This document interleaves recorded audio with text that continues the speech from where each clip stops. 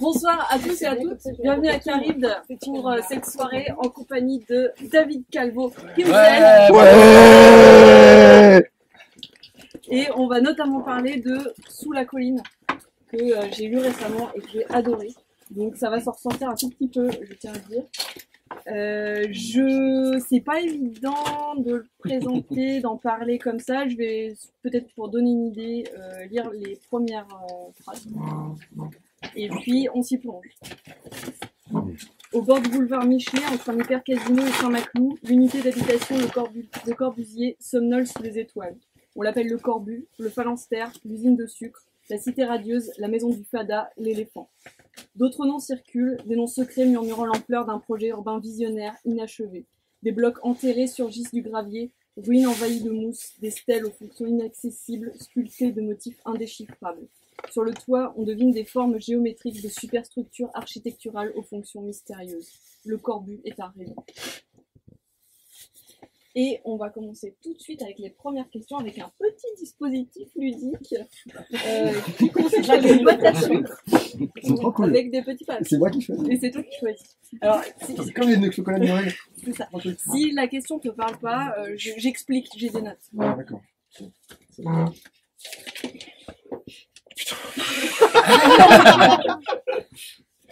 Jeu de rôle ou psychanalyse, une enquête où tout est signifiant. Alors, c'est pas sur ce que tu penses du jeu de rôle ou de la psychanalyse, c'est est-ce qu'on peut lire Attends, je sors mes notes. on peut lire le Est-ce que c'est bien, il y a des notes aux notes, quoi. C'est ça. Est-ce que, en fait, on est dans un Sous la colline, c'est une quête, c'est une enquête, et c'est un mystère, et la façon dont Colline, le personnage principal, la mène, est extrêmement particulière, et pour moi, ça correspond pas à quelque chose que j'ai lu ailleurs, donc c'est génial. Mais c'est une enquête où tout est signifiant, où tout lui parle à elle et à elle seule. Et pour des fois des trucs où on se dit, je vois pas moi extérieur, je ne vois pas la résonance. Et je me suis demandé tu laisses des indices pour les deux explications possibles. Est-ce que on peut avoir une lecture psychanalytique du roman où ça commence par une dissimulation de soi, puis une enquête d'elle-même, une interprétation en permanence de tout, rien ne veut dire ce que c'est vraiment, mais c'est autre chose, où elle crée le mystère en fait en cherchant à le percer, avec le leitmotiv en plus des SMS de son psy qui rythme aussi sa vie, quoi, et cette espèce d'obsession pour un principe comment dire, de féminité qui sourd partout. Et je me suis dit aussi, à des moments, Colline, elle a des réactions de PJ, de personnage joueur. Sa façon de mener l'enquête, où justement tout est signifiant parce que elle est là pour mener une enquête dans une fiction. Sa façon de s'adresser aux autres personnages, de les utiliser comme des ressources, de s'emparer d'un monde qui est pas le sien parce qu'elle est étrangère au Corbusier, mais en même temps, elle est pas étrangère parce que tout lui parle à elle en fait partie. Et puis, il y a ce moment il y a un moment, le discours du méchant, une espèce de voix qui lui dit je suis le maître du jeu. Et voilà, je me suis demandé est-ce que les deux sont possibles, est-ce que toi t'en pensais à une en particulier, est-ce que rien à voir? Bon, rien à voir. Non, les deux sont possibles. Bon, alors, avant d'aborder la question, il faut quand même que je contextualise un petit peu mon rapport au Corbu. Moi, je suis né en face du Corbu. Donc là où il y a le jardin des Magallones, la Magallone étant une espèce de gâteau architectural de la fin du XVIIIe siècle, qui a servi de salon à des artistes à l'époque, et c'était Marie de Sormiou, donc qui était une poétesse du coin, et les jardins étaient assez immenses. Et à côté de la Magallone, qui est une espèce de bâtisse très provençale comme ça, un peu rose, etc., ils ont construit des petits bâtiments qui s'appellent les petites Magallones, qui sont des petites résidences comme ça. Et moi, j'ai vécu mes premières années dans ces petites Magallones, de l'autre côté, vraiment le Corbu, il est de l'autre côté de la rue, de l'autre côté de Michelet, quoi. Et donc moi, depuis que je suis gamin, je vais au Corbu en fait, quoi. C'est un truc qui est pour moi de l'ordre du terrain de jeu, quoi. J'allais voir mes potes jouer au foot là-bas. J'ai rêvé du Corbu de très nombreuses reprises, des espaces. Donc j'ai un lien avec ce lieu qui est très très ancré en moi. Donc déjà, il y a une part de vie, d'intimité, et il y a une part de jeu. énorme. J'ai joué beaucoup au Corbu, je me suis inventé des choses au Corbu, c'est un labyrinthe le Corbu, hein, donc j'ai probablement injecté ça dans le bouquin. Il y a effectivement dans la manière dont le personnage mène l'enquête, et je pense que c'est valable pour tous mes bouquins en fait, hein, c'est qu'il y a cette notion pas de jeu de piste, mais de jeu de rôle où on est un personnage qu'on croit qu'on est, on a envie d'aller plus loin, on a envie de savoir, et on se crée des situations impossibles pour pouvoir les résoudre, quoi. Mais c'est la fonction du jeu, hein. La fonction du jeu, c'est la définition du jeu, c'est une activité entreprise librement pour surmonter des obstacles non nécessaires. Et c'est littéralement ça, quoi. C'est-à-dire, c'est à quel moment les obstacles qu'on va mettre en place, ce sont pas des obstacles qui devraient être là, mais qu'on se met là parce que on a envie de développer du skill et compagnie. Donc il y a cette notion de se créer sa propre enquête au fur et à mesure. Mais c'est pas pour autant qu'on arrive sur soit l'être ou la vanité. On peut arriver à des vérités comme ça en trouvant des failles dans le réel, où d'un coup on se rend compte que les choses auxquelles on a pensé trouvent une signification quand on les met les unes à côté des autres, et ça donne des situations imprévisibles qu'on se retrouve à gérer, quoi. Et c'est un peu ça qui s'est passé avec Colline, c'est que j'ai injecté, moi, le questionnement que j'avais vis-à-vis du sens des lieux, j'y ai injecté ma méthode d'investigation du réel, qui est une méthode qui se par le jeu, parce que moi je suis game designer, et je travaille beaucoup avec ça, quoi. Une forme de jeu d'aventure, hein, tu utilises tel objet pour faire un autre objet, toutes ces tropes là du jeu d'aventure. Mais il y a aussi cette dimension psychanalytique. Alors, je sais pas si psychanalytique c'est le bon mot. Je dirais plutôt, moi j'ai toujours vu plutôt ça comme quelque chose de spirituel. C'est-à-dire que finalement c'est qu'est-ce que je suis, comment je me définis et quel est mon point de vue. Surtout, quel est mon point de vue. Qui suis-je pour parler et d'où je parle. Et le personnage de Colline, qui est donc une transsexuelle, hein, qui assume, mais qui en même temps comprend les limites de son corps, comprend les limites de la manière dont la société patriarcale a obligé les femmes à se comporter et à rentrer dans un certain canon, elle se rend compte aussi qu'elle est un homme une femme à travers ses propres yeux d'homme, en fait. Et c'est cette espèce de nœud très étrange que moi j'ai vécu aussi dans ma vie, puisque j'ai passé un certain nombre d'années à déconstruire ma virilité, parce qu'elle était quand même très handicapante dans ma vie, dans mes relations avec les autres. Et moi, je suis passé par toutes les étapes qu'on y a passées. Et sur la fin, il y a un dégagement vers une forme d'être qui englobe, que j'ai vécu aussi, en fait. Donc oui, il y a une forme de psychanalytique, et ce bouquin m'a beaucoup aidé aussi, moi, à formuler des choses que je m'avouais pas à moi-même, quoi. Et d'ailleurs, pendant toute l'écriture de Colline, j'étais suivi par un psy. Et qui avait commencé un peu avant, même, si je me souviens bien.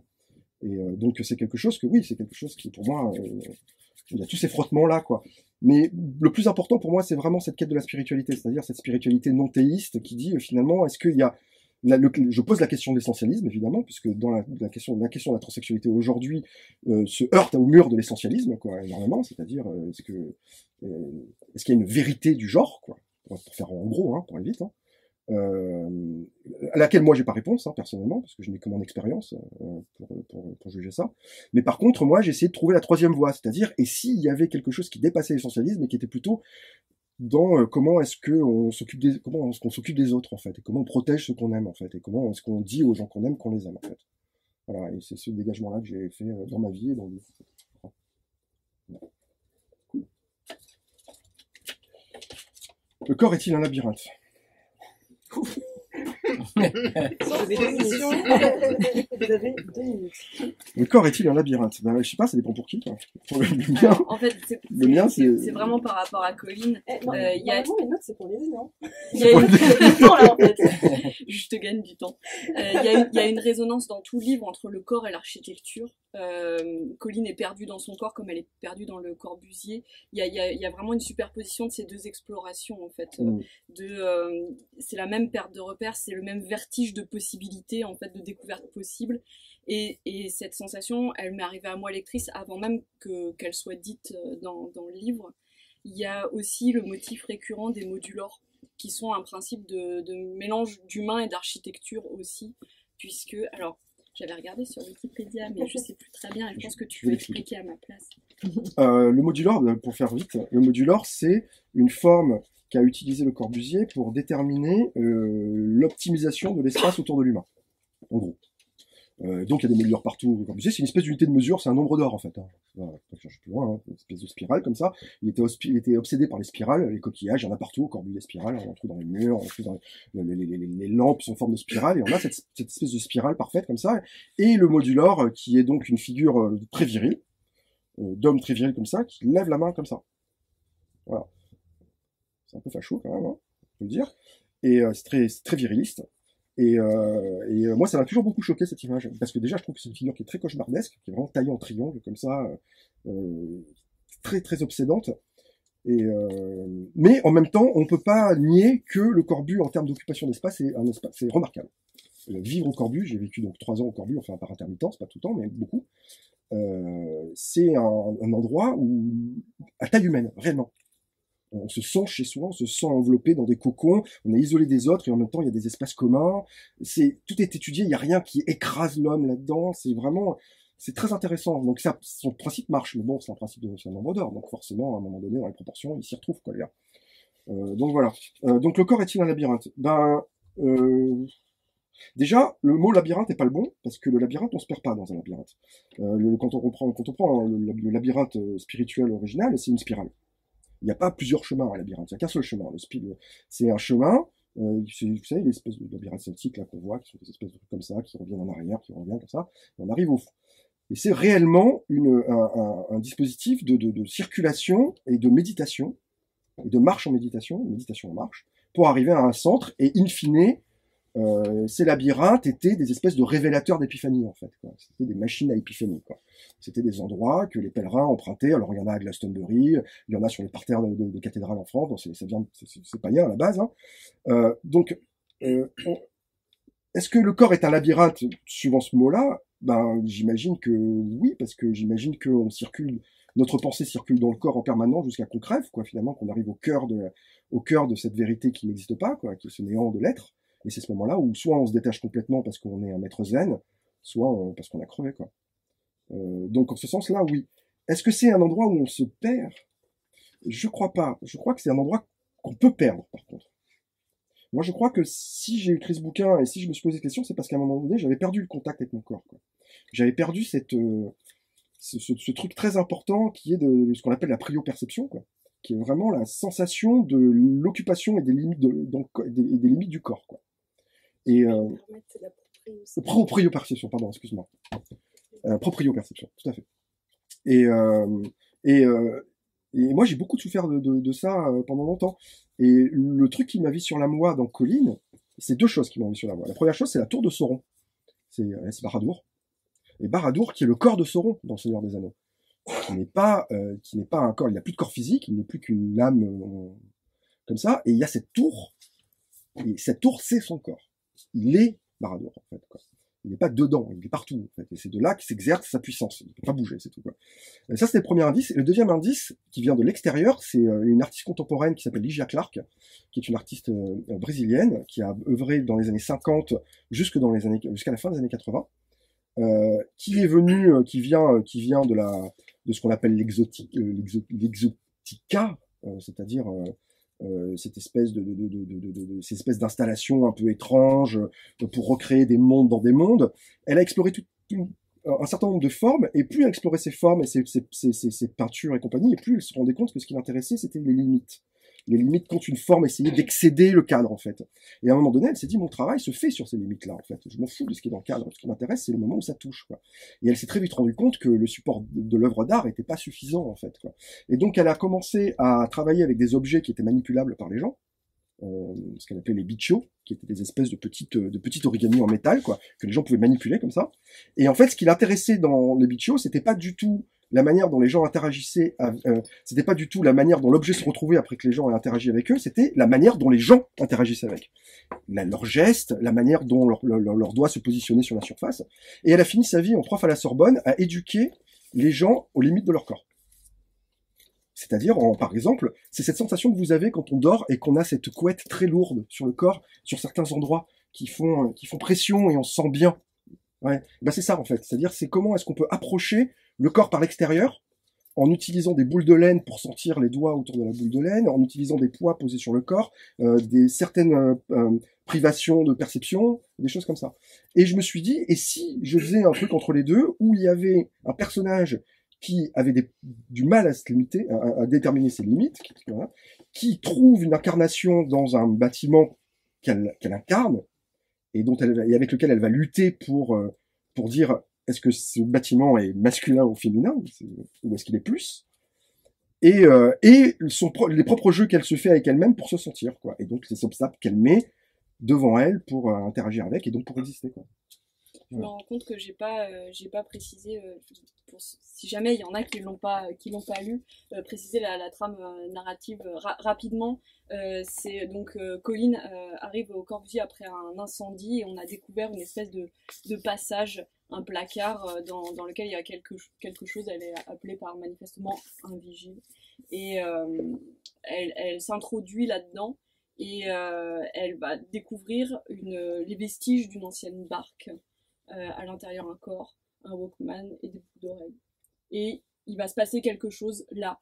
Et on reprend ensuite un temps assez long après plusieurs mois ou années.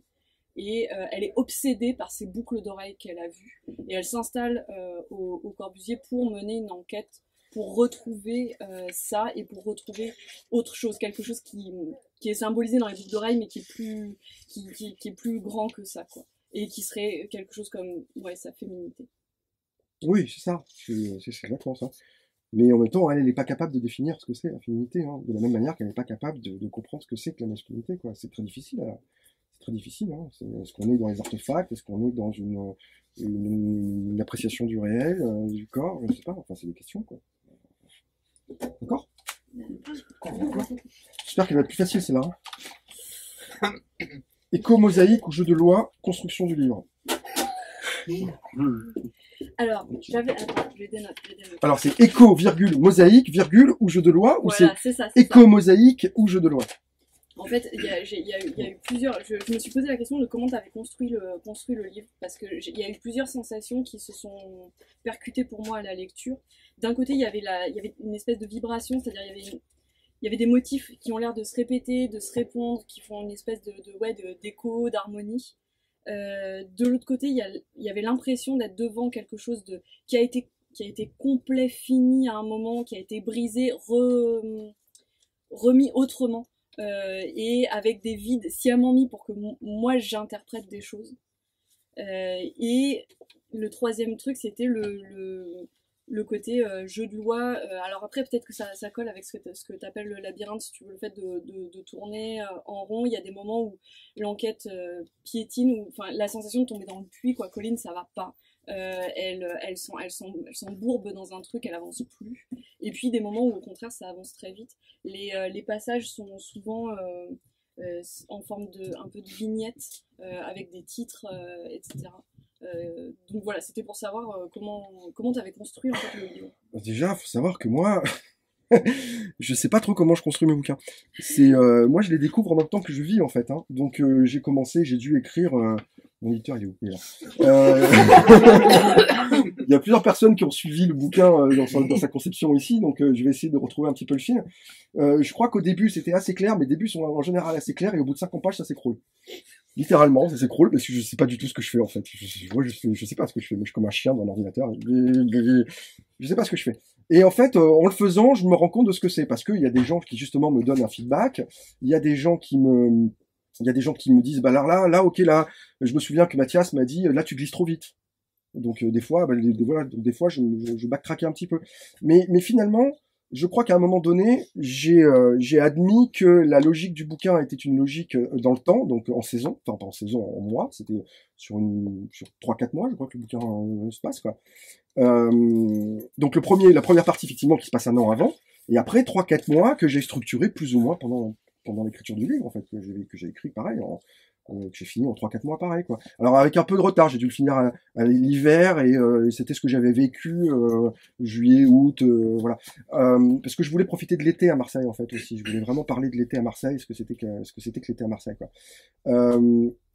Bon, après les vignettes, moi c'est comme ça que je fonctionne, hein, c'est-à-dire que je fonctionne de manière très visuelle. Je vois des choses, je les écris, elles s'assemblent. Une fois que ça a acquis une forme, je me dis bon, qu'est-ce que j'ai voulu dire là, puis je vais retravailler des trucs dedans, et voilà. Mais je dirais plutôt une mosaïque.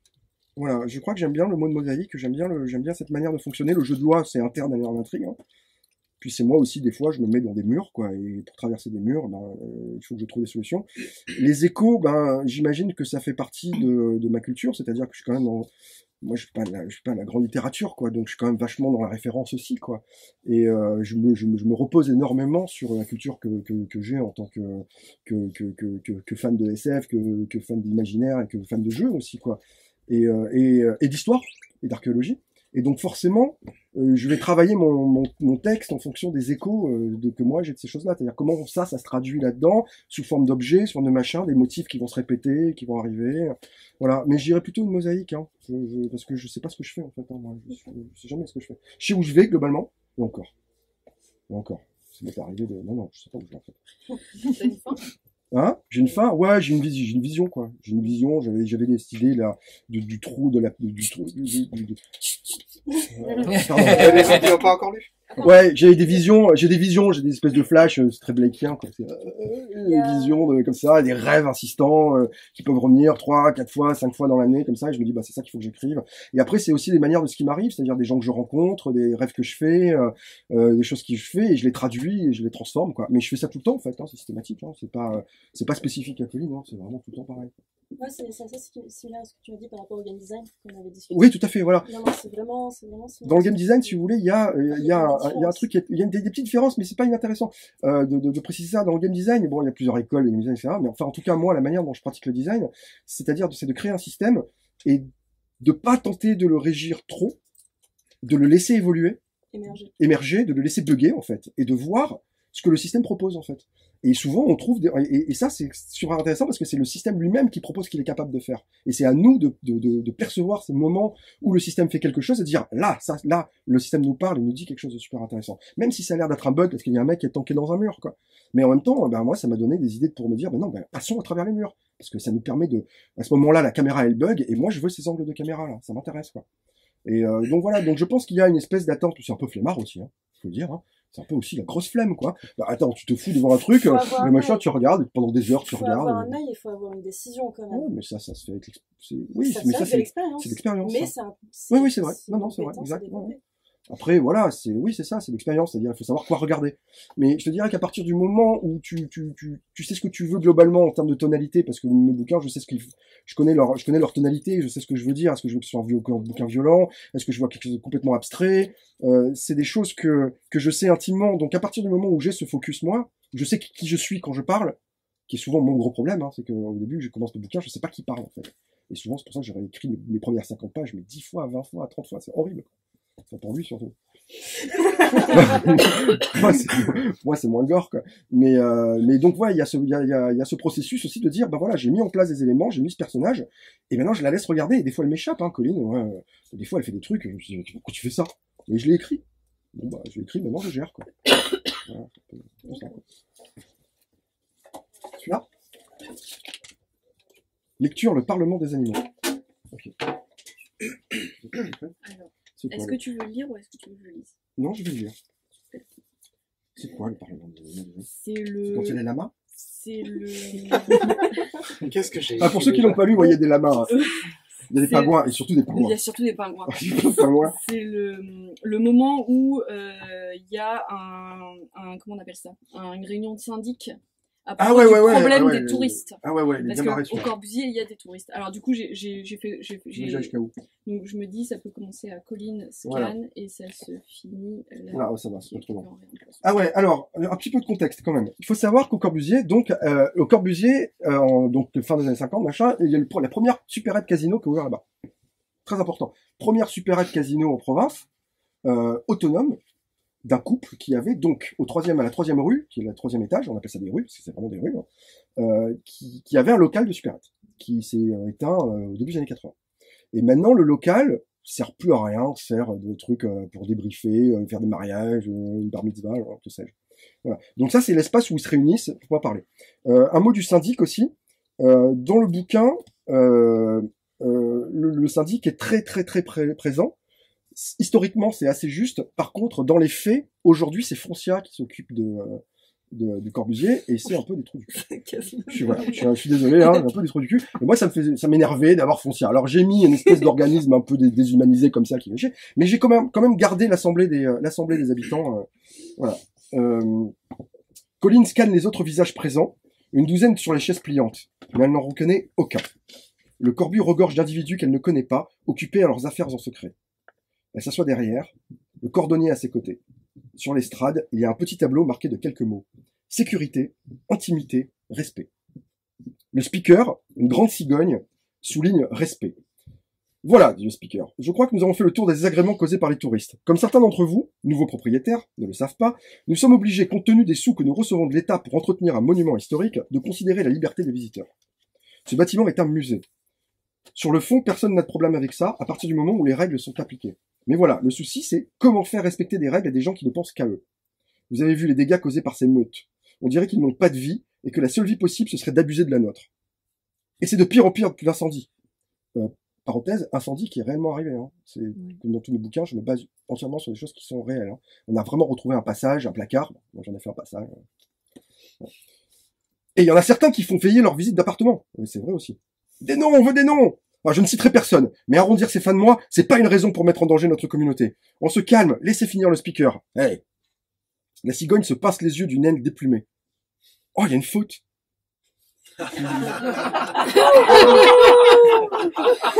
La honte totale. Colline secoue la tête, la vision ne part pas. Oui, parce qu'elle commence à voir tout le monde en termes d'animaux maintenant. Bien, alors, si nous nous réunissons aujourd'hui, c'est pour décider d'un plan d'action. Nos choix sont restreints. Nous pouvons continuer de limiter l'accès aux facilités du toit et de certains étages, mais nous risquons toujours l'infraction. Nous pouvons décider de refuser d'accueillir les touristes, mais le manque à gagner pour l'immeuble est énorme, et cela mettrait en péril notre classement. Troisième solution, continuer ainsi, mais faire une sorte de grève des charges.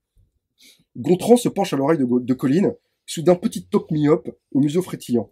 Les charges ici sont horriblement onéreuses pour la copropriété. Rien que les rénovations de la façade vont nous coûter un bras, que nous devons répartir sur tous les appartements. C'est aussi pour cela que nous recevons plus de touristes. En montrant patte blanche à la mairie, nous espérons la faire payer plus. Colline acquiesce. Qu'importe ce qu'il dit. Pourquoi est-il soudain une taupe? Dans l'audience, tout le monde semble normal, concentré sur les propos de l'orateur. Quelques débats jaillissent, entre chaises voisines, présence penchée, chuchotante. Queenland, qui est le communiste, mais qui est en fait FN,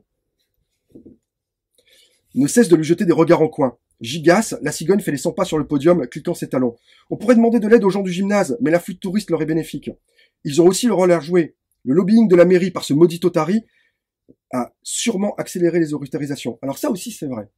Le toit, à la base du Corbusier, donc qui est un toit qui n'est pas régi par les normes de sécurité.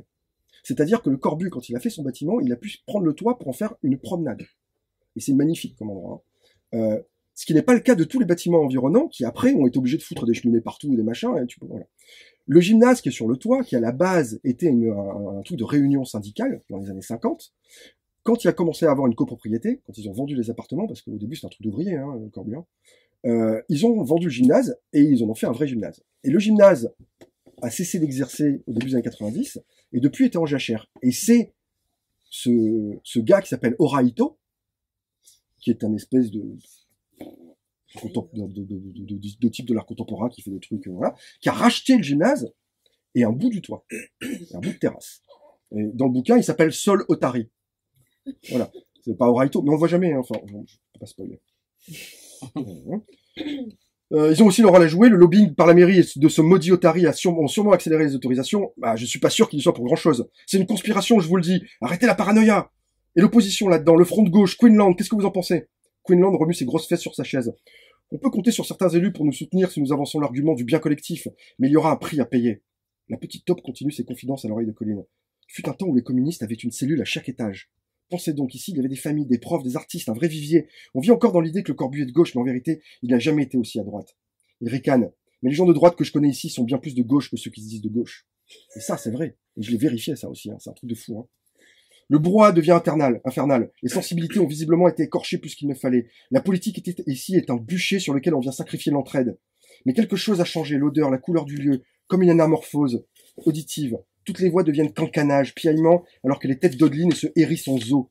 Il n'y a pas le choix, nous devons résister. Des barricades au corbut. Ne laissons plus entrer l'ennemi. Quelqu'un aurait un poisson? Voilà. Les touristes dans ce bouquin sont des pingouins. Voilà, faut le savoir. Hein. Ça répond à ta question? Voilà. Ah, ça c'est trop cool. Marseille, mythe chrétien, mythe grec. Inspiration. Je peux répondre tout seul. Ok, alors ça c'est super intéressant. Marseille, c'est alors je sais pas si vous connaissez un petit peu la mythologie de Marseille. La mythologie, la base de la mythologie, c'est les Phocéens ont débarqué sur le Vieux-Port et ils ont épousé la fille du coin, qui était donc une fille ligure, quoi, qui était c'était des tribus ségobriges, c'est-à-dire la race de tribu qui était le type de tribu qui était là. Whatever. Et donc ils ont fait leur truc, ils se sont mariés, c'est très sympa. Puis après il y a eu une guerre, ils se sont massacrés. C'est un peu plus compliqué que ça. C'est un peu plus compliqué que ça. Et le cœur de Colline, le cœur de la mythologie de Colline, il est là. C'est que j'ai postulé en me basant sur 2-3 travaux d'archéologues qui ont été faits, que les Phocéens n'avaient pas du tout débarqué dans la calanque du Vieux-Port, qui est une calanque, hein, la calanque du Lacidon, mais avaient débarqué un peu plus loin, dans le massif de Marseille-Vert, qui est un endroit magnifique, pareil, de calanque et compagnie. Le Lacidon leur a été donné, plus tard, en leur disant, les Ségobriges leur ont dit, vous pouvez aller là-bas. Allez-y, vous foutre là-bas. Ils ont absolument pas débarqué sur le Vieux-Port, comme c'est marqué sur le Vieux-Port, il y a une dalle, ici les Phocéens ont débarqué, c'est vraiment... mais ce qui est très intéressant avec ça, ça veut dire que si on met les Ségobriges du côté de Marseille-Vert, ça veut dire qu'entre Marseille-Vert et le Lacidon, on a une zone forestière assez énorme, en fait. Et en travaillant un petit peu sur l'archéologie ségobrige et sur leur culture, c'était une culture spirituelle basée sur les arbres, basée sur la terre et les arbres, quoi.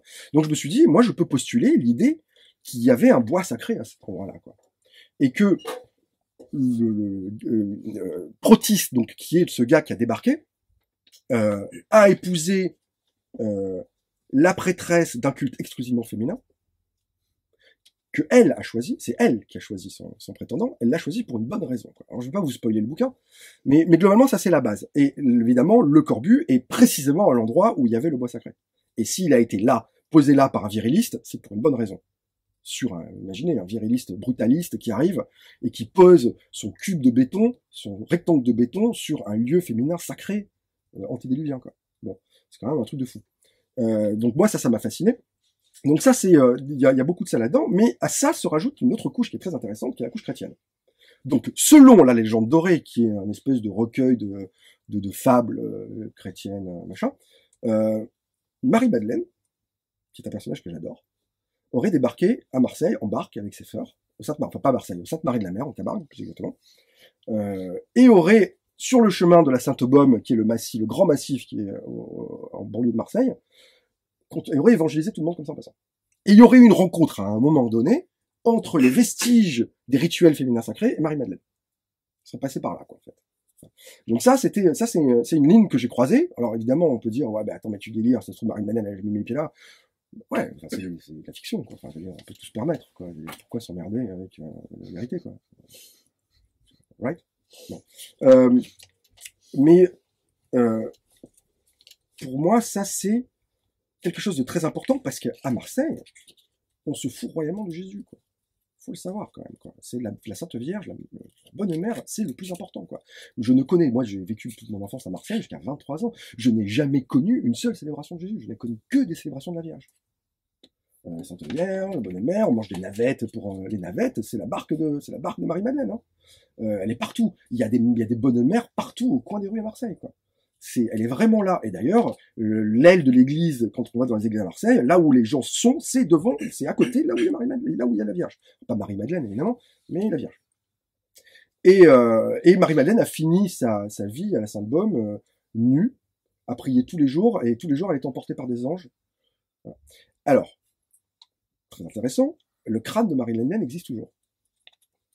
C'est une relique, dans une basilique qui est pas loin, qui est absolument mutante. C'est le truc le plus flippant que j'ai jamais vu de ma vie.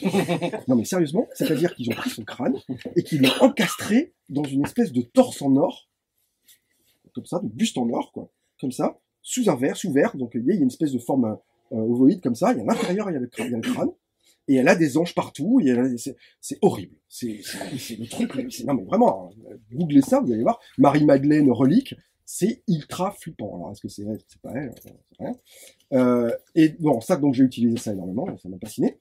Et autre chose, donc là, la boucle est bouclée, c'est donc Marie-Madeleine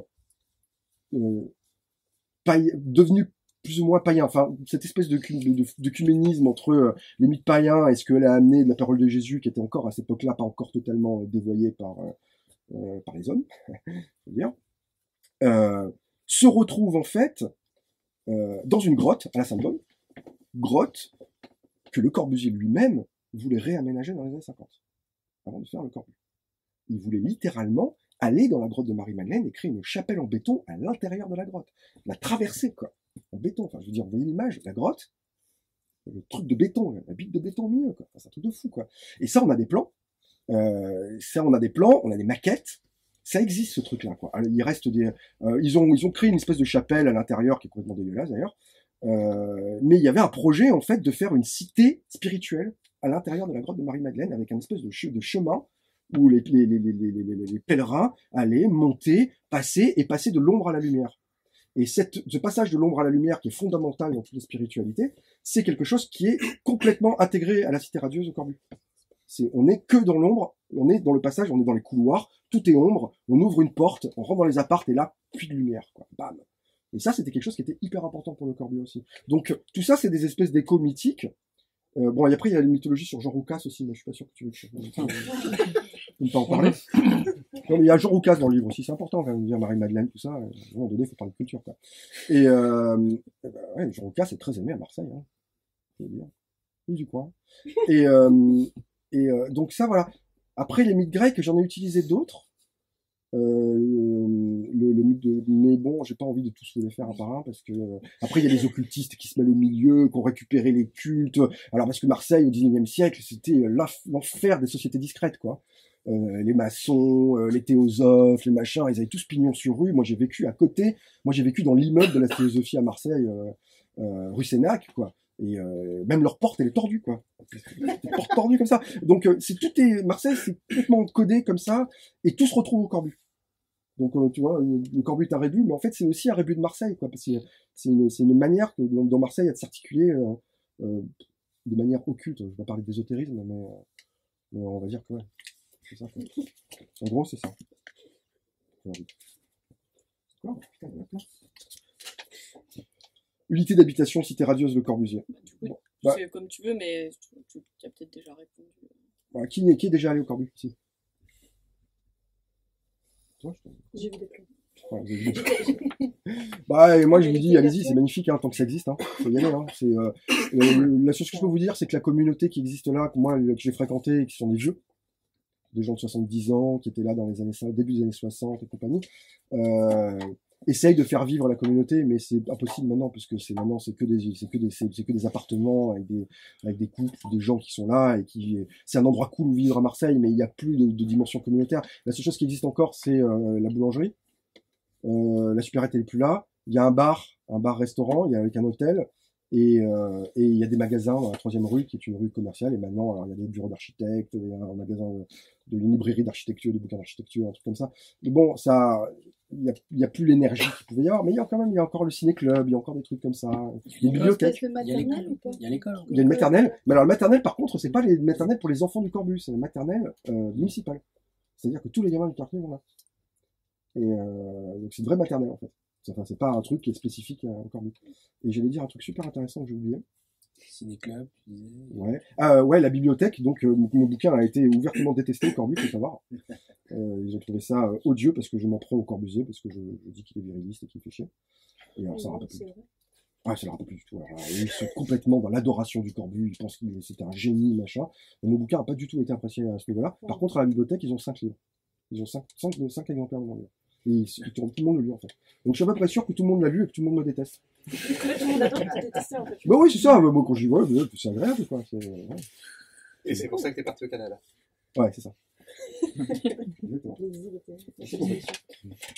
Colline, page 13. Alors, qu'est-ce que je peux dire de Colline. Il y a une faute encore, c'est ça? On va toutes les lire. Contre la route, quoi. J'ai pas fait une petite Devant le flèche vitrail du qui Molière. commencerait là et qui finirait là. Ah, c'est beau ça. Oui, c'est beau. C'est la présentation de Colline. Ouais, en fait. ça c'est chouette. Alors, devant le vitrail du Modulor, parce que donc il y a un vitrail du Modulor dans le hall d'entrée, il y a Colline. Vu de l'extérieur, Colline semble confite dans son blouson de ski trop grand. Sous un bonnet cousu par une grand-mère islandaise, des boucles brunes en cascade aux mèches teintes en rouge, un treillis noir taché de peinture, debout, repris au genou avec des pièces de cuir. D'épaisses chaussettes en laine, une paire de baskets défoncées, au sol, un sac de jardinage dégorge d'outils, de matériel, des petites culottes bleues y poussent timidement. En colline, devant le Modulor, en colline, superficiellement, il y a dégoût. Pour ses admirateurs, le Modulor est l'expression rassurante d'une vision mathématique de l'habitat, un nombre sacré exprimant le bien-être de vivre en ces lieux. Pour Colline, pourtant, le Modulor est une aberration. Masse macho qui se déforme pour la prendre en chasse. Une figure de cauchemar, patchée de toutes pièces par son géniteur, Charles-Édouard Jeanneret Gris, aka le Corbusier. Colline l'appelle le Gris. Il partageait avec son Modulor un immense thorax. Colline saisit une réflexion, imperceptible dans la pénombre du hall étouffé. Elle pose son nez sur le verre froid du vitrail. Trop de tension, trop de douleur et de larmes, alors forcément, le système rompt. Tous ses nerfs lui dans le dodo. Dans le bus, elle s'était effondrée, lentement, repliée d'un coup, avec ses signes, en ses ruines urbaines. Colline, Colline, si tu savais tout ce qu'il te reste à faire, ce chemin pénible, ces moments de doute et ces instants de grâce, sois patiente. Plus profondément, en Colline, il y a la curiosité de tout savoir. Il y a plus de 30 ans d'érosion, un estomac en vrac, l'habitude d'une existence pauvre, passer sur la route, acharné à explorer l'absence des lieux déserts. Il y a l'absence, le déracinement, une solitude. Il y a la tristesse d'un renoncement, l'angoisse de ne jamais vraiment être tout à fait ce qu'on désire être. Mais il n'y a pas de courage, simplement l'insécurité d'un corps qui ne dit pas son nom, un monde qui n'ose pas se dévoiler. C'est la fin de tout, lové autour de l'espoir d'un ailleurs. C'est le mensonge. Et tout au fond de Colline, là où le mensonge se dissout, il y a un secret plus vaste que le cosmos, qui embrasse la nature même de ce qu'elle est, Colline, de ce qu'elle nous cache. C'est une révolution autour d'un astre jeune, né d'une supernova, un vortex où prend naissance la source qui menace de tout emporter. C'est le sens de tout ce qui va se passer et de tout ce qui s'est déjà passé encore et encore. L'œil dans le bois sombre qui annonce la venue de l'eau, du peuple de l'eau, des catastrophes dans le sillon des vagues et du grand saut, une mer de plumes. Voilà. Donc ça, c'est littéralement mon livre, en fait. Hein.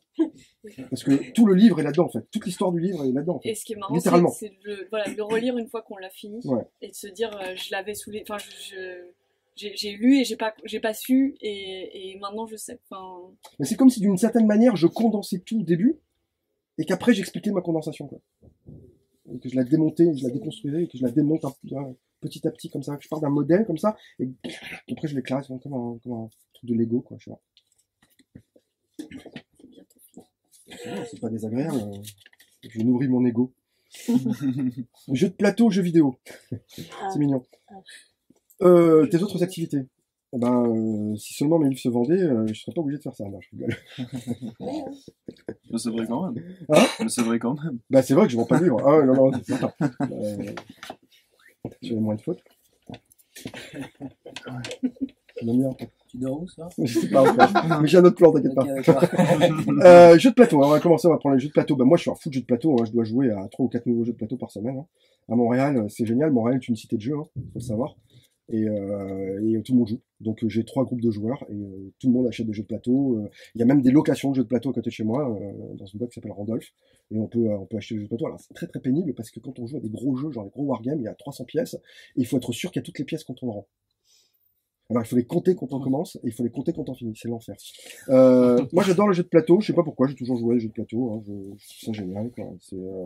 On crée aussi. J'en ai créé, ouais, j'en ai fait un avec les éditions volumiques, un jeu de pirates avec World of Yo, ouais, un jeu de pirates. Avec les capitaines, c'est des animaux. Ouais. Comme les pingouins. C'est des animaux sur des animaux.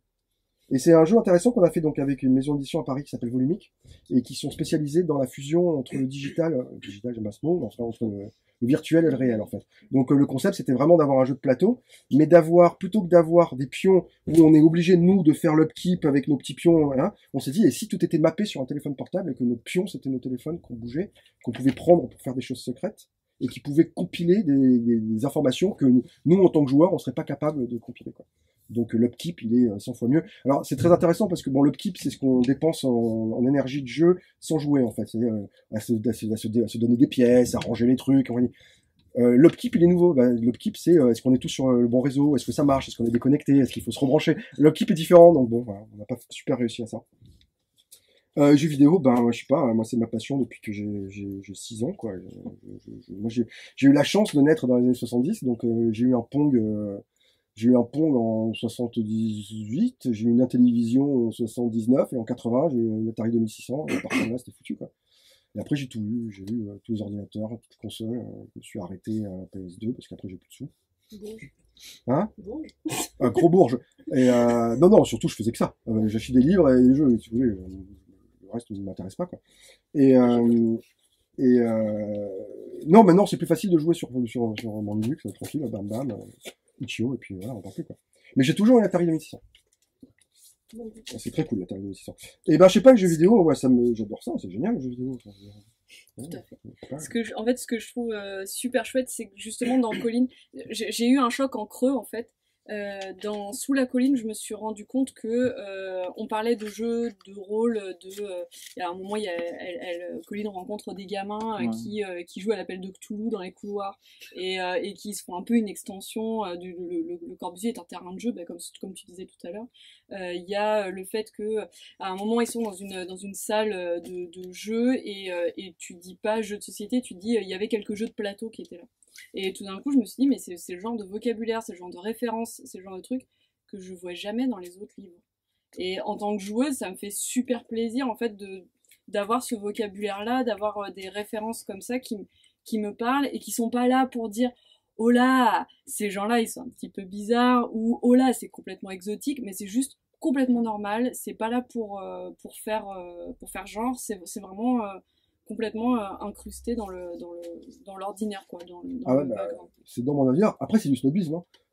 Il faut dire, enfin, appeler un chien un chien, hein. C'est un snobisme total, parce que moi, je me dis que les gens vont comprendre, quoi. Donc, je me mets en disant, moi, je sais, je vais dans une position de puissance.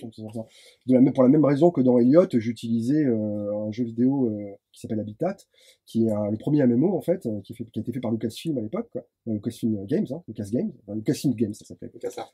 Non, ça s'appelait pas LucasArts encore, ça s'appelait Lucasfilm Games à l'époque, et qui est un jeu absolument génial. Mais moi, j'adore ce jeu, mais par pur snobisme, je l'ai mis. Enfin, je veux dire, bien sûr, mon intrigue se nie autour d'Habitat et compagnie, mais je veux dire, je sais très bien que qui va comprendre ça, mais moi je suis trop content. Donc ça me fait plaisir de voir qu'il y a quand même des gens qui captent. Mais bon, après, je rigole en disant ça, mais j'attends quand même. Comment dire, je m'adresse à des gens à qui je m'adresse, quoi. C'est un livre qui plaira à ceux qui l'aimeront, quoi. Tu sais une audience. Je séduis mon audience, et c'est pour ça que j'en vends pas d'ailleurs. Voilà, mon audience, c'est vous, quoi. Je connais quasiment tous individuellement, donc c'est trop cool, quoi. Voilà. Vous voyez, c'est pas un succès énorme non plus, quoi. Enfin, si, bien sûr. C'est un succès commercial. Hadar. Ah ouais, alors Hadar, c'est ça. Alors Hadar, c'est un bouquin qu'on a écrit. On a un peu uni nos forces en ce moment dans tous les crevards de la SF. Française. C'est sa faute, hein, si on est des crevards. Hein. Tous les crevards de la SF française on se réunissent en ce moment. On pourrait pas dire qu'on devient potes réellement, mais en tout cas, on sait qu'on va dans la même direction. Donc ça, c'est pas mal. Et donc, il y avait un très bel univers créé par Jacques Mukeli et Léo Henry qui s'appelle Leningrad, qui est une espèce de cité. Moi, personnellement, je connais très peu de choses sur Leningrad. Et Jacques est décédé il y a 3-4 ans, 5 ans. Léo a toujours eu envie. Il avait déjà amené des gens extérieurs au projet. Il avait amené Laurent Klotzer notamment. Et il avait envie de créer un bouquin ils avaient envie tous les anonyme. deux. Ça date, l'envie, elle date d'avant. Voilà. Il y avait un bouquin anonyme, en fait, c'est-à-dire un bouquin où les auteurs sont là, mais par contre, ils sont pas nommés à l'intérieur des textes. C'est-à-dire qu'on sait pas qui a écrit quoi. Ça marche assez bien, je trouve.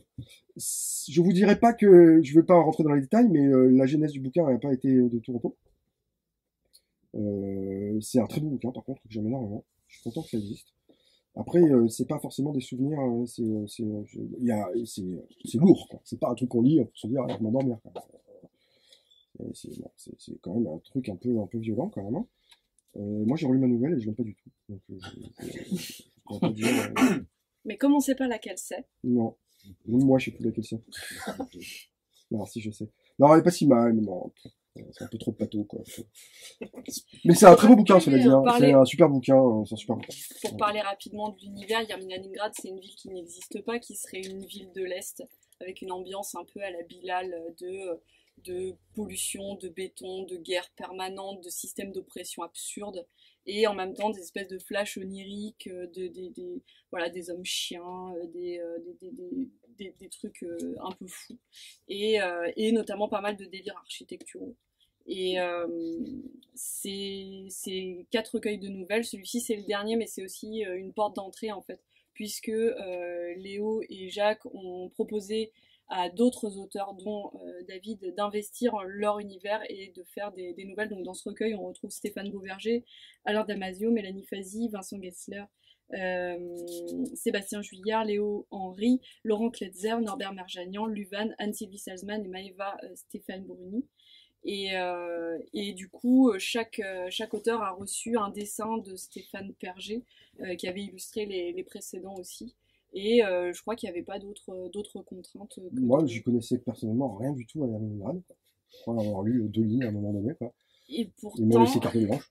Et ça marche hyper bien. Non. Enfin, il y a des échos qui se font, il y a des choses sans qu'il y ait forcément eu consultation, quoi. Mais il y a l'ambiance, elle est là quand même. Ah non, Les correspondances de nouvelle à nouvelle sont assez hallucinantes. il y a eu 0 consultation. Ouais. 0. Moi, je n'étais en contact avec personne, quoi. Ouais.